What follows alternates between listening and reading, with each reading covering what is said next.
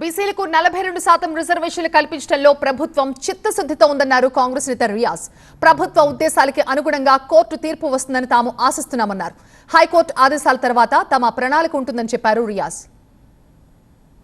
ఈ రోజు గౌరవ ముఖ్యమంత్రి రేవంత్ రెడ్డి గారి నేతృత్వంలో ఈ రోజు మేమెంతో మాకంతా నినాదాన్ని నిజం చేస్తూ బీసీల రిజర్వేషన్ను సాకారం చేయాలనే ఉద్దేశంతో, బీసీల రాజకీయ ప్రాతినిధ్యాన్ని పెంచాలనే ఉద్దేశంతో మేము ఏ బిల్లు అయితే ఈరోజు జీవో రూపంలో తీసుకొచ్చినామో ఖచ్చితంగా ఆ రోజు సుప్రీంకోర్టు ఇచ్చే డైరెక్షన్స్ అనుసరించి, గతంలో సుప్రీంకోర్టు అనుసరించే తీర్పులు అనుసరించి ఖచ్చితంగా ఈరోజు హైకోర్టుకి సంబంధించిన జడ్జిమెంట్ ఏదైతే ఉందో లేదా వాదనలో పాజిటివ్నెస్ ఈ జీవోకు అనుకూలంగా వస్తామని మేము భావిస్తూ ఉన్నాం. ఏది ఏమైనా కూడా కాంగ్రెస్ పార్టీగా మేము 42% రిజర్వేషన్ స్థానిక ఎన్నికల్లో ఇవ్వడానికి మేము సంసిద్ధంగా ఉన్నాం. ఎట్లాంటి త్యాగాలకైనా మేము సిద్ధంగా ఉన్నాం.